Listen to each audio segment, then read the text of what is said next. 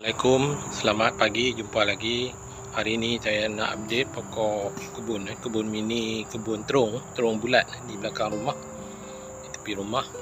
Pokok terung ini dah banyak kali saya petik dah untuk buat sayur. Ni buahnya ni buahnya nak keluar bunga, buah ada lagi ni.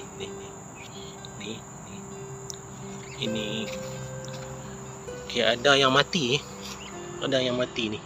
Saya potong. Tak tahu, saya tak pasti penyakit terung ni. Lagi ni. Okey, hari ini saya nak bubuh baja organik, baja tanah bakar terung bulat. Dia boleh tengok yang besar. Ada yang besar. Ni saya dah petik banyak, saya dah petik makanan ni. Ada petik makanan ni besar ni. Ni boleh petik ni. Ni besar ni. Ni dah petik dah. Banyak dah petik dah ni. Okey, ni buah banyak lagi ni. Ada. Saya tak pruning pun. Tak pruning. Okey, hari ini ni baja tanah bakar, baja organik, baja kompos tanah bakar.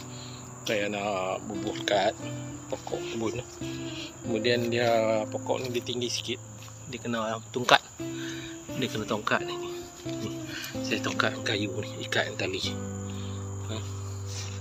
Okey, terung banyak bunga lagi. Keluar bunga.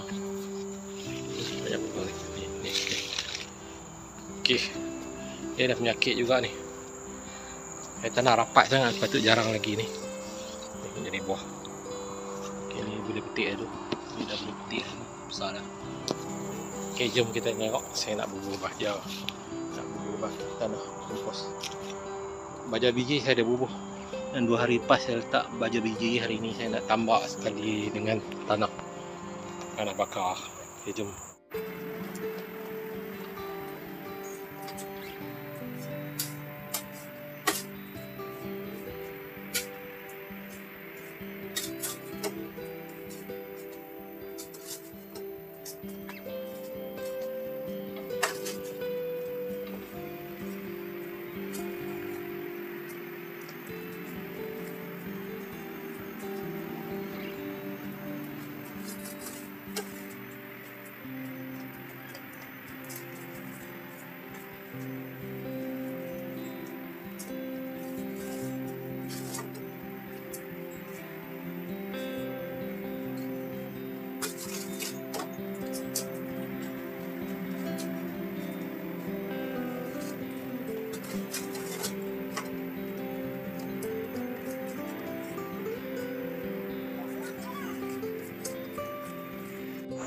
Okey, dah selesai. Saya dah tambah bubuh tanah kompos kat batas-batas di pokok, di peldu pokok terung.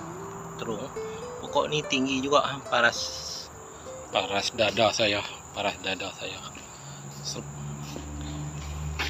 Saya juga spray.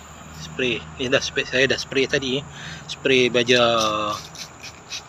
organik, cuka kayu.